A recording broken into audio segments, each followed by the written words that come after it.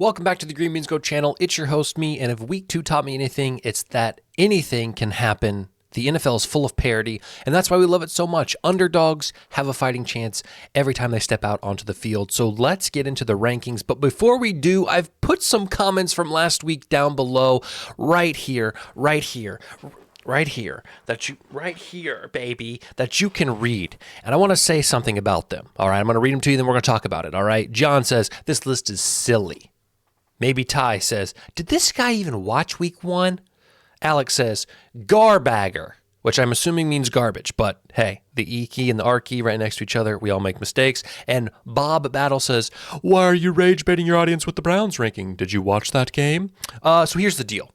I encourage comments. I love comments. I love you guys interacting. But one thing I'm going to ask is, if you're going to be hateful or negative, please provide some nuance. Please provide some backup. Why was my list last week silly? Okay? Is there a specific team that you didn't like the ranking? Do you root for that team? Is that why? Or do you have a legitimate argument as to why maybe you disagree with what I do? All right? That's it. I'm not bitter. I sound bitter. Okay, I sound very bitter. But I try to give you my perspective, and it may not be the perspective that you get on every other YouTube channel. I'm not trying to be contrarian for the sake of being contrarian. I'm just trying to provide you with some value, some entertainment value, a new perspective, if you will. So if you disagree, by all means, disagree and let me know in the comments, but at least give me some reasonings as to why you disagree instead of just writing things that have no substance at all. And also, the Browns won this week, so I wasn't rage baiting. I think the Browns are good. I think the Cowboys were just better in week 1, and then the Cowboys were horrible last. NFL, baby. Let's talk about it. The Cardinals smoked the Rams. I mean, just flame broiled them like they were a Whopper. But does that mean that the trajectory of the Cardinals is on the up? I don't know.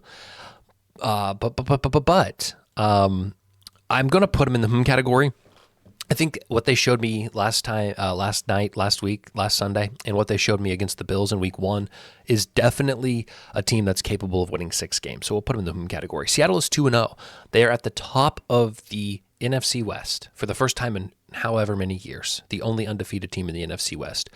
However, I just know that, being a lifelong Seahawks fan, I know how things go. I know how we play games tight, and I know how we will probably not keep this domination up. But a wild card, I think, is a legitimate path for this team. So we'll put them in the Week 18 Warriors, not comfy playoffs yet. The 49ers, a team that everyone expects to make the playoffs and win the West, but now has lost Christian McCaffrey for who knows how long. Deebo Samuel is now going to be out a few weeks. Question marks. They lose to the Vikings this week. So, I'm going to actually move them down and say that if Seattle can take a game from San Francisco, either at Seattle or San Francisco, because they do play each other twice this year, as do all divisional opponents, we may have, I think those games are going to determine a lot. We'll just say that. And finally, the Rams have just looked, just limp. Limp is the best way I can describe them. Again, I think they'll win more than 6 games, so we'll put them in the category. I think this is overall a decent division, but really kind of on the bad side of some injuries. Cooper Kupp is now expected to miss some weeks sometime on his own. So I'm going to silence my phone because it keeps buzzing because I have a package left. Why are people dropping off packages? It's 9:18. We don't do packages at 9:18. The mail comes later. Anyway, sorry, I'm not restarting the video. You don't like it, go watch somebody else. The Falcons get a win last night. Did they get a win, or did the Eagles get a loss? I'm not sure. I don't know if the Falcons really proved anything to me last night. More so, they just were kind of gifted a victory because of a horrible play call in the red zone when the clock was the most important thing to try to beat, and the Eagles passed. Falcons can go in the category. I think they have a shot, but I'm not optimistic about them. Tampa Bay, however, I am optimistic about. I picked Tampa Bay to win outright in my underdogs video this week. I felt like 7 points was way too many in Detroit, and they won outright, so that was awesome.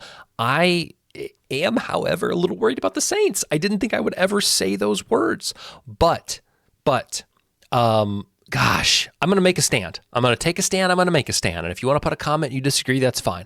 I'm going to say that the Tampa Bay Buccaneers still win the NFC South, okay?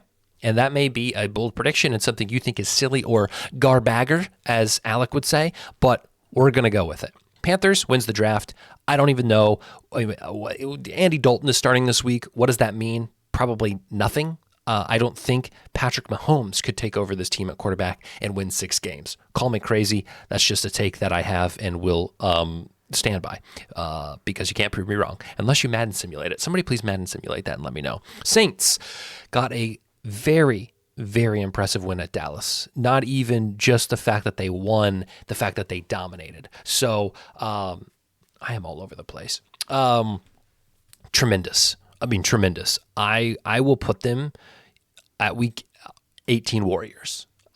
Again, I think the matchup between these teams, the two matchups, are going to determine everything, and they could easily be flip-flopped based on those head-to-heads. The Ravens are now 0-2. I saw a stat yesterday. First time an MVP's team the next year, okay, the reigning MVP starts the season 0-2 since 2002. So it's been 22 years since the MVP of a team in a prior year started the season with 2 losses. I'm confused. The game in Kansas City, you somewhat expect that. The game at home against the Raiders when you're 9-point favorites, you do not expect. Derrick Henry didn't have but like 10 rushing yards in the first half. Unbelievable, really. I still think there is a path for this team. I think they're too talented to be written off right now. We'll put them at week 18 Warriors. I think a wild card is within the picture, especially because I think this division is just wide open. The Browns got a win in Jacksonville, and I said I think the Browns are still going to be okay. I said that last week, and Bob Battle didn't agree with me. That's fine, Bob, all right? But I'm just letting you know. So the Browns, I will put in...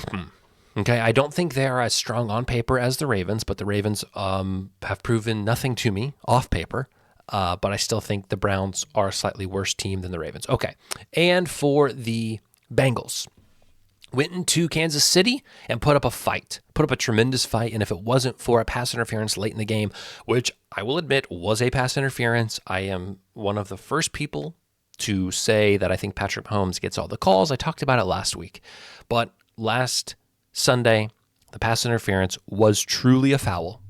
You got to call that. All right. I know people are upset on the online. It is what it is. Bengals are in an 0-2 hole as well, and I'm going to put them in the category. But I think they'll rebound as well. I think they're too talented. And finally, the Steelers, who are 2-0 and at the top of this division. Wow. They're at the top of the division. Mike Tomlin knows how to work with who he has. What Russell Wilson may not see the field this year, I don't know. Calf injury still sat out against Denver, his old team. You would have liked to see that actually play out. Interesting, Justin Fields, they're not scoring a ton of points, but they're playing good defense, or they're playing bad teams, Falcons and Denver. So, you know what? I'm going to put them at because I want to see them face a challenge. How about that? I don't think Denver and Atlanta are really too big of challenges by and large. So that's it for the AFC North. I realize you may disagree, and that's fine, but I think this division's wide open. I think everybody has a fighting chance, which is why you see the rankings as such. The AFC East was a division that I was so confused about at the beginning of this year. 2 weeks ago, I did not know who was going to win. I thought there were 3 teams who had a shot, and now it feels like there's one team that has a shot, and it's the Buffalo Bills. They're 2-0, and they are proving people wrong. It doesn't matter how many people we get rid of, how good or not good we are on paper, which seems to be a theme of this rankings, right? They're still winning games, and winning games by scoring a ton of points, which is always impressive. So we'll put them in Calfee playoffs. I think they win the division. The New England Patriots lost again, and actually they lost not again. They beat the Bengals week 1. They lost to Seattle in a close game, putting up fights as well. And I think they could win more than 6 games. I do. I think they've kept themselves in games with their defense, and Jacoby Brissett is doing enough on offense to make them respectable. So we'll put them in the category as well. I realize this is getting pretty heavy. Tua Tagovailoa is hopefully okay. That's what we'll say. But I think I'm going to write this team off. And again, bold prediction if you want to call it that. But I know they're 1-1. No Tua. I don't know what this team's going to do. I think there's just a lot of question marks and pressure and just unknowns. So we're going to put them at 6-11. We're going to take a stand. The Jets have not looked great. San Francisco dominated them, and then this week against Tennessee, they struggled to really handle the game. And it wasn't until late in the fourth quarter where they looked like they had it under control, and then the Titans drove and had a shot to beat them. So is Aaron Rodgers right over? It may be. Am I ready to write them off? Not yet. We'll put them in the category. I need to really differentiate soon. NFC East. I've been on the Cowboys. Plain and simple. I've been high on the Cowboys. I think I said that they're the best team in the NFC potentially. I had them in the Super Bowl conversation last week. And maybe that's where this hate is coming from on these comments. At home, they lost badly to the Saints. And because of that, I have to move them down. They did not prove to me that they were ready to be in a Super Bowl conversation after what happened to them last week. Super Bowl conversation teams do not lose in that manner. So we'll put them in comfy playoffs. I still think they win their division, but I think they've been exposed. We'll put it that way. Washington gets a win, barely. Did not score a touchdown, but scored 21 points. That's 7 field goals if you're keeping track at home. Wins the draft. I don't think they're winning 6 games. The Giants can follow them. Right in line. Wins the draft. The Eagles. Nick Sirianni should be a prisoner of war. He should be locked up for the extended future, for even being in control of what happened last night. I don't care if he didn't make the play call. I don't care if Kellen Moore made the play call. I actually think Kellen Moore is the Atlanta Falcons coordinator. I don't care who the Falcons coordinator or the Eagles coordinator is. You know why? Because they should be out of a job. You run the ball there. You kill 45 seconds. It's unbelievable what I witnessed last night. If you didn't see, go watch. Okay, just type in Eagles play calling. You'll see it. First news article. So here's the deal: Week 18 Warriors. I think this team, again, has some gaps. We saw the Packers take them, pretty intensely to the wire in Week 1. We saw them lose Week 2. I don't think this is the Super Bowl team that we have seen in years past. Broncos put up a fight against Pittsburgh, but the fight was not good enough. I'm going to put them in wins the draft. I know people were upset about that in my comments last week, but I just don't think this team has, by and large, enough to win 6 games. The Bolts are 2-0. I hate Jim Harbaugh. I hate him with a passion. And, I think if a team comes in and stops the run, which no team has been able to do against the Chargers yet, then maybe they have a fighting chance. But I will give respect where respect is earned. We'll put them in Week 18 Warriors and say at this point, with the AFC and how poor it is, top to bottom, we're gonna say that team has a wild card shot. Because it's likely that the Chiefs win the division. Comfy playoffs, we're not going to talk about them. All right, I'm sick of talking about them. The Raiders get a very impressive win in Baltimore. Is it impressive enough for me to say this team also has wild card potential? I think a wild card team could come from this division, pending the winner of these 2 games, right? They've already won one. The Chargers have already won one. If the Raiders can even it up later in the other half of the season when they host the Chargers, the Raiders may take a wild card spot, so we're going to go ahead and throw them there. The Bears are not great. They are 1-1, and their 1 win was not impressive. Their defense played better this week against Houston, but I see this as a 6-11 team, so we'll go ahead and throw them at 6-11. The Lions were in the Super Bowl conversation, my preseason rankings, and I am not ready to put them there, especially after their loss to Tampa Bay. I'm a little bit disappointed, and I've not been impressed either of the 2 weeks. I don't think Week 1 was about the Rams being good. I think it was about the Lions not being as good as we thought. I'm going to put the Lions in comfy playoffs just because I think they will get a wild card at worst. So I'm going to put them there, but I am very willing to move that. All right, don't flood the comments. The Vikings. We must respect the Vikings.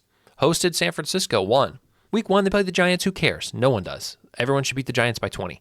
But hosting the Niners and winning should be respected. Now, Justin Jefferson is hurt. Big weapon for them. They've already kind of thin at wide receiver with Jordan Addison not playing. But I think this is a team that must be respected. We'll put them at Week 18 Warriors. I think this could be a wild card team. Packers are 1-1 now. Jordan Love, no problem. Week 1 or Week 2. But I don't think Malik Willis is the long-term guy. I know last week I got very excited about Malik Willis, and my eyes twinkled, as some of my friends said. I hope you look at your wife with the same eyes that you had when you talked about Malik Willis, was what somebody said. Jury's still out on that one. Call me crazy. I'm going to put them at 6-11. Josh Jacobs, yes, he's talented, but I think, no, I'm not. I'm going to put him at I don't want the rage in the comments. I'm going to put him at I think this team could make a run if their cards are played right, but I think it's less likely than more likely. Houston Texans. Are you guys ready? If you don't want the glaze, cover your ears. The Houston Texans, I believe, have Super Bowl potential, and here's why. I was watching C.J. Stroud on Sunday night, and I thought it has been a long time since I've seen a quarterback with that much command in the pocket, all right, that much raw talent, that much pure football quarterback ability. And I'm not talking about I'm not hear me, right? I know what the comments are going to be, all right? I'm not talking about football player, like holistic football player. Yes, Patrick Mahomes, Josh Allen, these guys are football players, right? And I'm not saying that CJ Stroud is on at that level, okay? But in terms of standing in the pocket and delivering, something that our game does not have as much as it did in the mid 2000s, right? Guys who just stood in the pocket, made the reads, and made the plays, okay? There's a lot of movement, shifting, nuance, scrambling. There's a lot more to the game now than there used to be. So and this is a personal realization. I'm not saying you have to identify this in the same way or even agree, but I watched CJ Stroud in the pocket and I said, he is so comfortable in that pocket in ways that I have not seen with a level of arm talent and skill from a guy in some time. And here's what I'm going to say. It's week 3. And I'm going to make this claim right now. And I hope people come back and say, man, you were right. We have given him weapons that are unheard of right now. Tank Dell, Nico Collins, and we know Stephon Diggs. People are not talking about those three. Yes, Joe Mixon is now hurt. I get that. I don't think it's going to be as big of a deal as maybe it sounds. Those receivers that he has are all dynamic. They all offer something different. They are all pieces of a puzzle that I think will fit together with him being the fourth piece to make a serious run. I need their defense to do its job, okay? But their offense, I think, is a top 3 offense in this league, and I think they are going to be a serious problem down the stretch. There it is. Houston Texans Super Bowl conversation. Colts! What are you guys doing?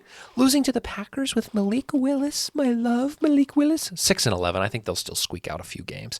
Jaguars are now 0-2.